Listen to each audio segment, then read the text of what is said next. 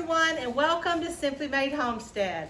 I'm Marian, and today we're going to work a little more on getting this grow out pen ready for the new babies, our new little Coturnix quails. And today it's going to be all about where to get these feeders and how to install them. So let's get started.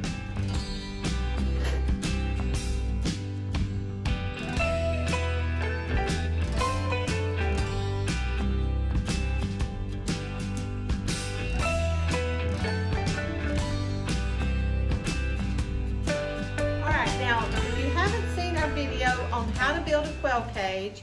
The video is on our 3-tier cage, which is over here. Let me turn you over there. Those cages there. If you haven't seen that video, I will have it linked here with this video so you can check it out. Those quail cages are built just like this grow out pen behind me, with the exception of just a different size, a different length. And they all have the drop floors where it makes it really easy to clean, because your quail cages do need to be cleaned every 6 months, get a really good cleaning. And there is also a video on how to do that. So if you're interested, be sure and check that out. Now today it's all about adding these feeders. These feeders are wonderful. They are absolutely awesome. You fill them up and it's all on the outside of the pen out here. And it just makes it real easy to feed your quail. And they have these lids here, so all the dust can stay out. If there are any rodents around, it keeps your food from rats and mice and things like that getting into your feed. Which we have a cat named Corn Dog. If you haven't seen him, he is a 12-pound cat, and he keeps things cleaned up around here. So, but anyway, so it takes care of your food. But these little feeders right here, we got them from Stromberg's. I will leave a link in the description below so you can check these out. This is the 11.5 inch. And when I first ordered them, I ordered them thinking the lid came with it, and it didn't. So when I ordered my next batch, I ordered extra lids. And today, when I looked up the link for one of our viewers, it showed them with lids. So I think maybe they've changed that, but just be sure and be aware. Make sure that what you are ordering has the lid. These are really, compared to other feeders that I found, these are really, has a good price to them. They are really a good quality feeder. I am not an affiliate of Stromberg's whatsoever. I get nothing for saying this other than to help all of you, because I truly love these feeders. They are just an excellent feeder, very strong. One thing I really like too is if you number your cages, like you keep up with, you're breeding your quail for whatever reason, you can keep up with, put a number, it has a little place where you can slide a little piece of cardboard or something through there where you can number your cages. That I think is just really cool, just a nice little added addition. So let's get started. Now, what you'll need some wire cutters, and you'll need your feeders. Now with this long pen right here, I am going to use 2 feeders per pen. It's a dual level. Our quail are 3 weeks old, so I have a hard time sexing these quail, but I'm going to try really hard to put male on one level and female on the next. Now, I can tell you, we've only had the sex quail once. This is our second batch. And I watched all the videos on how to sex them, what to look for, until they actually mature and you see what it's supposed to look like in your face. That is the only thing that has helped me. I mean, at least you can get an idea and know what to look for. So I'm not saying don't watch those videos. I recommend watching those videos. So if that's something that you're trying to learn how to do, because it does at least give you an idea of what to look for. But once you have your quail and you see, I recommend getting quail that are feather sexable, actually. That would be so much easier, right? Which we have a mixture of both. And I'm trying to get to just the feather sexable, but I love the pastels and things like that. So anyway, even though I'm kind of getting off track here, let's get back to what we're here to do today.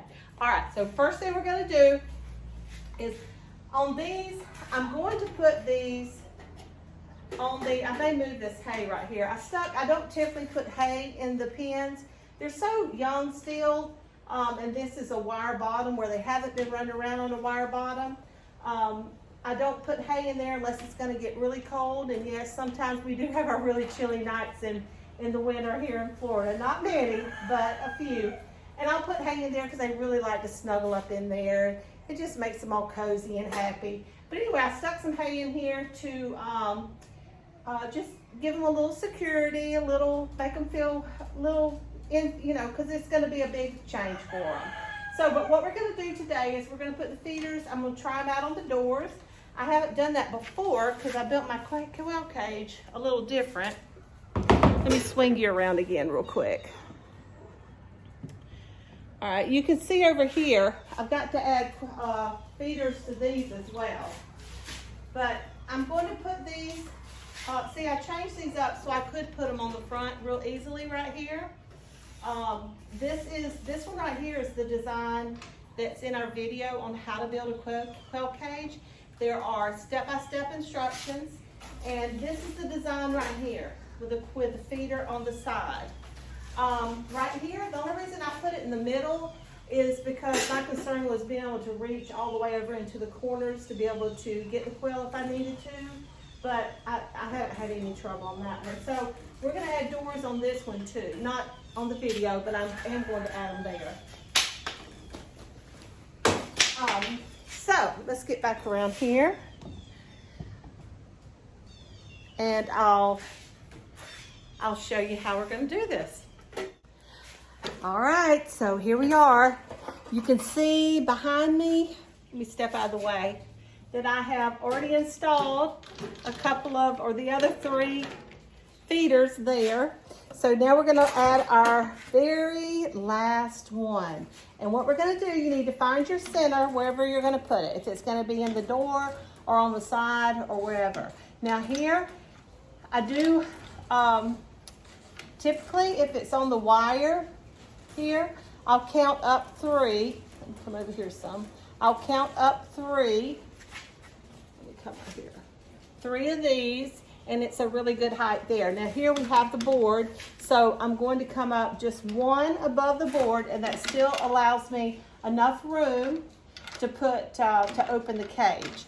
So I'm going to come in about here,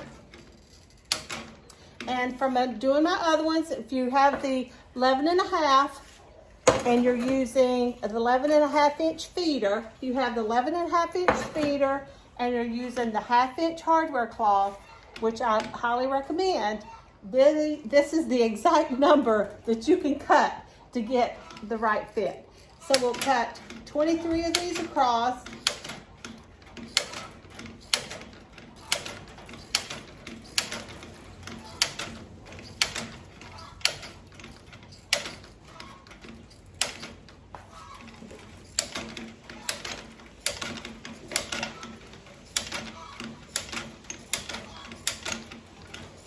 And then we're going to cut 3 up.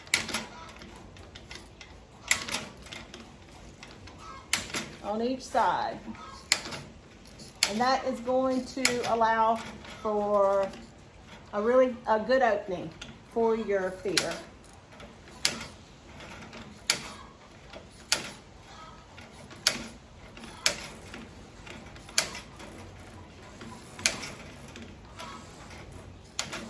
I'm kind of going at a weird way here, but I had to try to turn the camera around so the light could be the best that it can be in here, so that you'll be able to see well what I'm doing. And these are just plain old wire cutters, nothing special. So there we have our opening. Let me get that out of there so I don't forget about it, and then put my little babies in there and they get poked. Okay, all right. So there we go. We've got our opening there. It's not perfectly centered, but that's okay. I'm trying to learn to handle things like that when it's not perfect. And then we are going to just stick it in there. Okay, let me bring it back out. All right, right here on the side, you see these little things right here? That is what you're going to hook into the wire and you'll push it down. And you'll pretty much make it, pick the hole in the wire where it'll make it pretty much parallel like that, okay? There's a wire on the inside where it goes all the way across, and then here's the other one on this side. So that's what we're going for. All right, so we're gonna stick it in there. Gonna find us a little hole, and we're gonna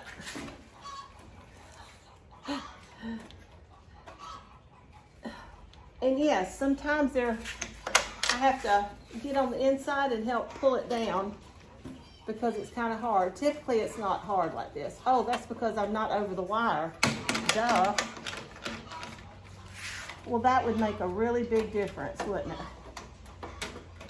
You just stick it in there and push it down. Did you hear it pop? Okay.